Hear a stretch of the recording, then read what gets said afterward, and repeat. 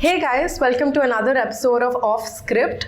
Here we have today is the Paruma Bose. You also know her as the Srima Wali. So I have a few questions for you, very chill questions. My first one is, as someone working across writing, social media content creation and video editing, what first inspired you to enter this mixed media space?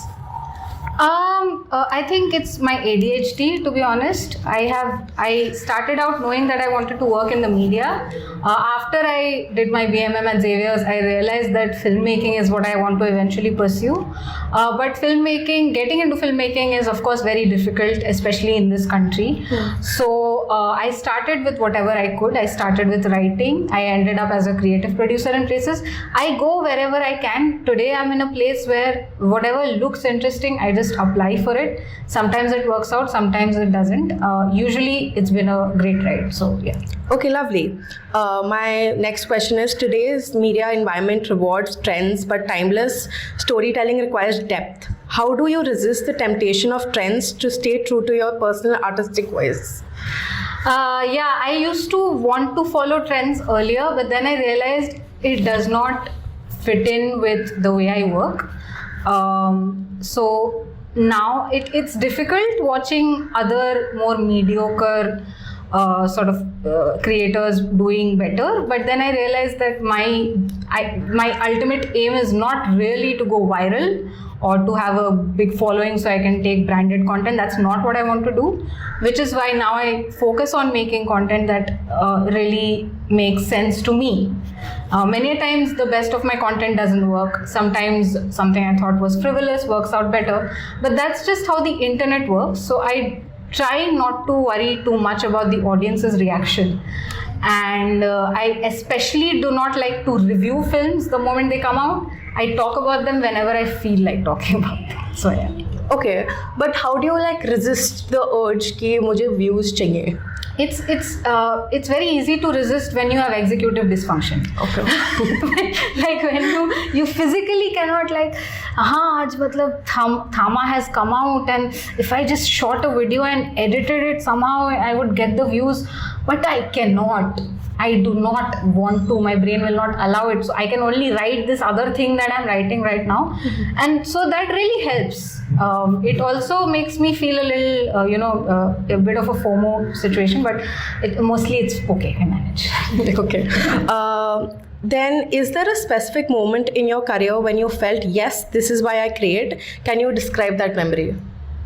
That moment was probably the first time that moment happened was in 2020 when Anurag Kashyap watched my video of Choked, his film that had come out. And he told me, he went on a lot of interviews. I even got in touch with him, met him eventually. And the one thing he kept saying was that she noticed things that even I hadn't intended, but her perspective was so good that I became so happy. So that's kind of something he said at an interview, and I screen recorded all of that. And that's when I realized that because a lot of people often tell me that you're just making things up. No, this filmmaker didn't think of this. It doesn't matter what the filmmaker thought of. What you think of a film is what matters, because once the film is released, it doesn't belong to the filmmaker anymore, it belongs to the audience. So yeah. Okay, that's such great insight. Yeah. My next question is, you worked in multiple creative capacities. What's one underrated skill you wish more young creators paid attention to? Underrated skill? Just taking more time to think and develop, I think, because like you said, when you mentioned trends, the moment you start following trends, you forget why you were creating in the first place. You forget that many people are creating because they want to go viral, but if you are creating because you want to create, then you have to focus on the research, you have to focus on the depth, especially if you're scripting something, you have to focus on that writing, get it right, and only then put it out. In my experience, you put out a good product, over time it gets noticed, it gets the value it deserves.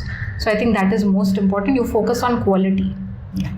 But a lot of at least in my generation, we are very impatient. So what is this one, going at it and having that patience? What does it take, and how do you do it? What it takes is the realization that everything is fleeting. Anyone who's going viral today, tomorrow they will get some sort of a TV contract and they'll move on, but then suddenly their fame will end, and these things keep happening. So the fame you are chasing is nothingness. Your work, however, will live on. So yes, you keep a source of income. Again, mostly it's fame or money, right? Yeah. You keep a source of income if content creation is not the way to go for you. It has never been a source of money for me.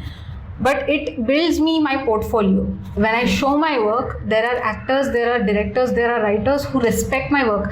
There are writers who have often my videos get blocked on YouTube because I get copyright claims. Recently, I had Dhruv Sehgal reach out to me and say, hey, where's this video? I really want to watch it. So, I didn't even know he watches my channel. So, you make good content, that is what gets you places.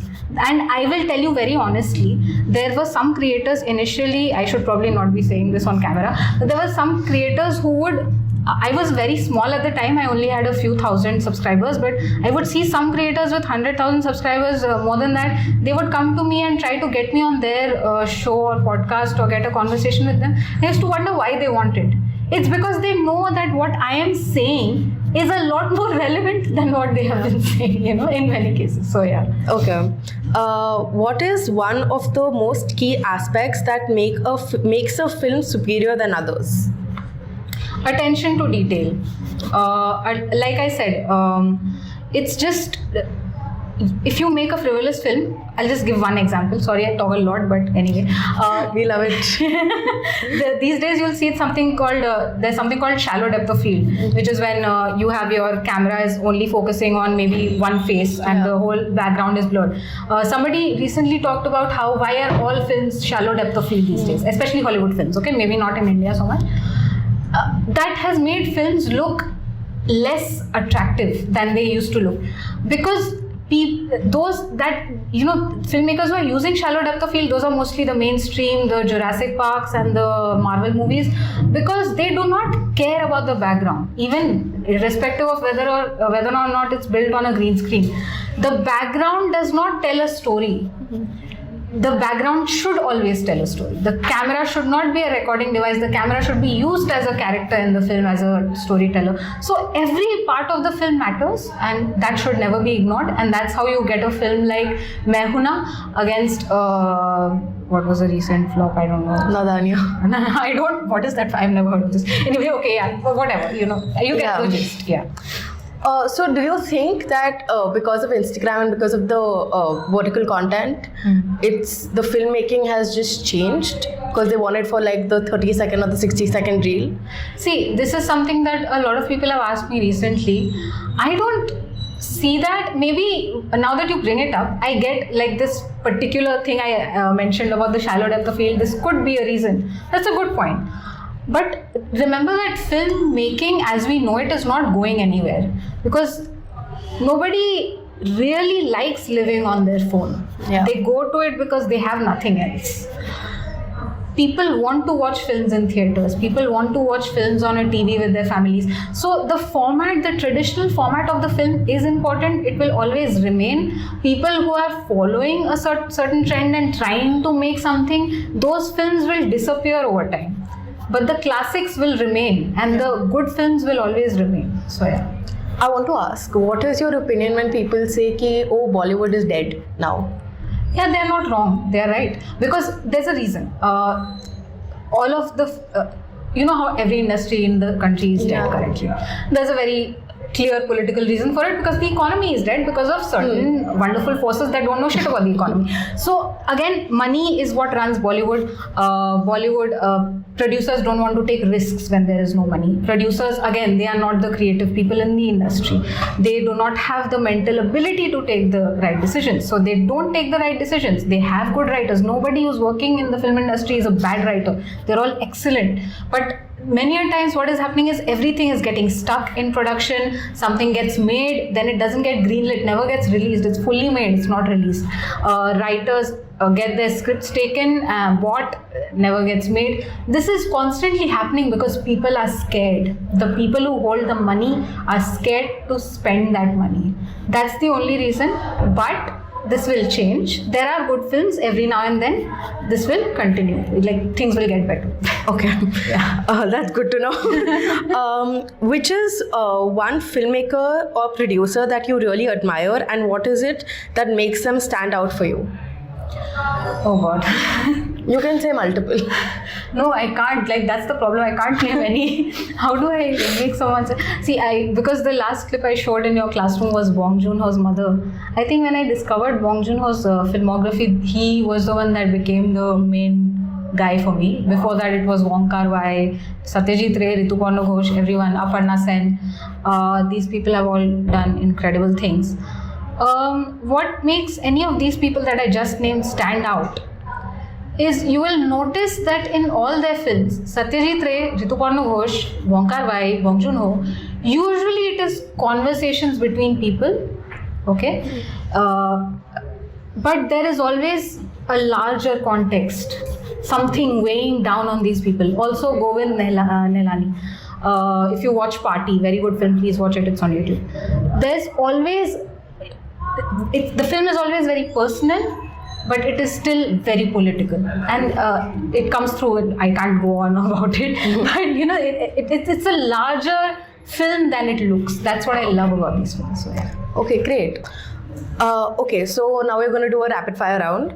Monsters Inc. or Toy Story? Toy Story. Baby's Day Out or Home Alone? Home Alone. Forrest Gump or Mrs. Doubtfire? I haven't seen Mrs. Doubtfire. I love Forrest Gump. Okay, Legally Blonde or Confessions of a Shopaholic? Oof. For a comfort watch, Confessions of a Shopaholic. Okay, fair. Now, Hindi Bollywood movies, Lotera or Gully Boy? Rapid fire, quick. I haven't watched Luther in a very long time. Gully Boy. Okay. Masan or Bulbul? Masan, 100%. Okay. Razi or Highway? Razi. Okay. Heather or Rockstar? Heather. Ew. Rockstar. Ew. Everyone who likes Rockstar. Go on. Valid. Swadesh or My Name is Khan? Swadesh, 100%. Who said these questions? I'll beat you up. Okay, last. Tismar Khan or Happy New Year? Happy New Year. Tismar Khan always. I've never watched it. I don't like Akshay Kumar. So. Okay, that's it, guys. Thank you for watching our second episode of Off Script. Stay tuned, like, share, subscribe.